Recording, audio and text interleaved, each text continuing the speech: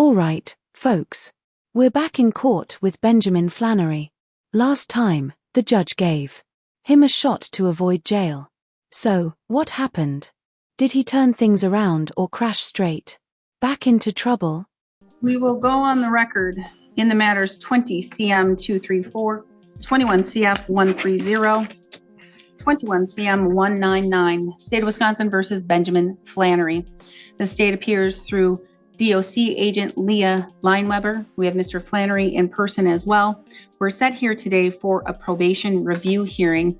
We were here on February 19th, in which the court did provide specific orders and conditions for Mr. Flannery to meet to avoid having conditional jail. He was serving some conditional jail or in custody on a warrant and facing conditional jail.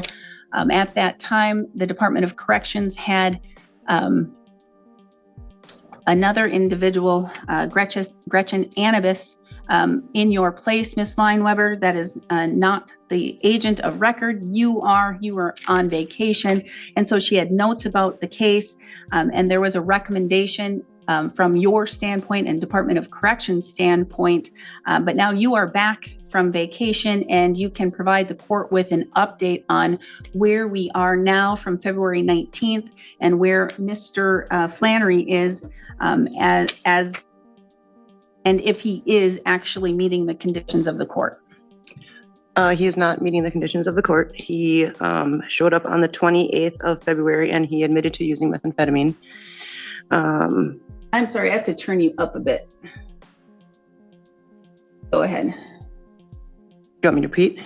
Yeah, no, you don't have to repeat, but Okay. Can you bring the microphone just a little bit closer?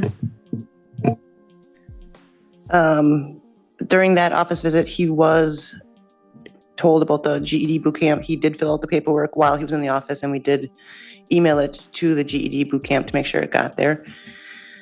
He did come back on the 14th, and he was positive for marijuana, and he stated that it was not new use. But I did not realize at that time that he didn't test positive, or he didn't admit to it when he came into the office the first time. So I believe it was probably new use, but he was negative for methamphetamines at that time. He has not handed in any of the job logs, but he did state that he was hired full-time with his wife's uncle, I believe. He was told that he needed to bring in documentation, like fill out the days and the times and have the boss sign it, verifying that that's what he worked. And he was supposed to bring it to court today. Let's break this down. After being told no drugs, he admits to meth just 9 days later and then tests positive for marijuana by March. That's not just a mistake, it's a direct violation. And he has not. Okay.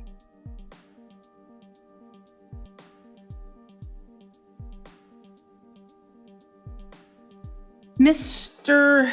Flannery. All right, so you were here in court on the 19th. You then saw your DOC agent on the 28th and you admitted to consuming methamphetamine, correct? Correct. So from February 19th, in which you were in court and the court set very strict conditions and did not order conditional jail, you used methamphetamine between February 19th and February 28th, correct? Yep. And then between February 19th and March 14th, you used, at least you used THC marijuana, correct? Correct. Now, I have a notation that you've paid in your probation cases, is that correct? Have you made any payments? Yeah. When did you make payments? I made, after the first 2 weeks, because you said $50 a week. After the first 2 weeks, I paid 100. I paid 50 last week, and I have 50 this week, Friday. All right, but you still owe a significant amount. This part's important. Absolute sobriety wasn't optional. It was a condition of his probation and the reason he wasn't put in jail back in February. Break that rule and the court's hands are tied. Yeah. All right, you understand one of those conditions that the court did order was absolute sobriety. Understand that? Yeah. I mean, that is one of the conditions, not only that is part of why you were not ordered for conditional jail on February 19th, but that is one of the conditions for your probation. You understand that? Understand that? Yes, I do. Okay. And so now we have 2 admitted uses of not only THC, but methamphetamine. And we're talking February 19th to February 28th is not that long in time, right? Ms. Lineweber, is there a recommendation from Department of Corrections? There was not. You don't have a recommendation? No, I'm sorry. I just assumed we would bring it to you and then you would decide what you wanted to do. Mr. Flannery, is there anything that you want to tell the court or you want to let me know? Yeah, I mean, the drug use, I guess I understand it was a rule that I broke, but it was more of a slip up, and I'm doing pretty good. Your eyes look kind of bloodshot right now. Yeah, it's windy and cold. I've been outside all morning. If I get you tested right now, you're not going to test positive? No. And now he's claiming it was just a slip-up, but his eyes are bloodshot and there's zero documentation for the job he says he has. If you're the judge, do you buy that excuse? Okay. Okay. What else? Well, now that I've been working full time, I can make my payments for sure. And who are you working for? M5 Construction is the company. His name's Kevin Miller. Oh, I know Kevin Miller. Yeah. And who is he to you? He's my uncle-in-law. So I have one memorandum from the Department of Corrections from March 17th. I had another memorandum, but I don't know which file that was filed in. But I do remember there was another one filed from a different date prior to the last probation hearing. At least I thought there was.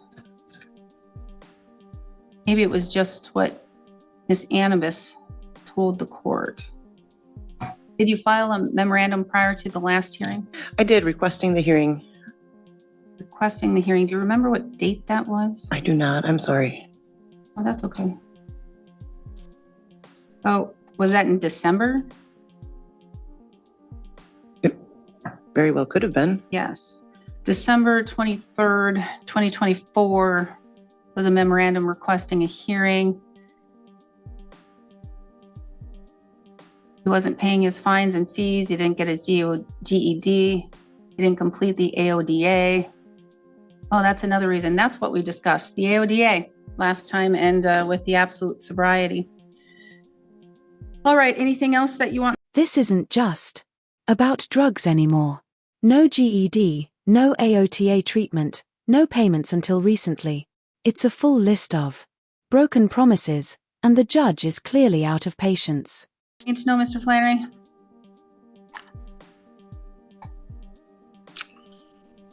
I guess not. All right. Well, based upon what occurred on February 19th and based upon what occurred between February 19th and today, the court is going to order 90 days of conditional jail to start immediately today. You'll be taken up right now. 90 days conditional jail. Can I get one more? Nope. You're all done. I gave it to you on February 19th. No. You're all done. 90 days. Come on. I'm just getting my stuff together. I've been doing. I gave you leniency on February 19th. Give me a chance at least to. I gave you a chance I know, on February but 19th. Please, come on, please. I gave you your chance Judge, on February 19th. Please. You have not done your AODA since I sentenced you, Mr. Flannery. You said about the AODA. When did I sentence you? You said about AODA, remember you said we're going to just put that aside right now and worry about the other stuff. We'll worry about the other things. Okay, so I'll do the AODA. Nope. I'll do the AODA then. 90 days. I'm signed up to do my GED. We're adjourned. Your Honor, please, come on. 90 days. No. Come on, please. 90 days. Oh. 100 days. And there it is. 100 days in jail. From begging for one more chance to yelling in court. But after so many second chances, was this the only outcome left? What do you think? Fair or too far? You just swore 100 days. Right here.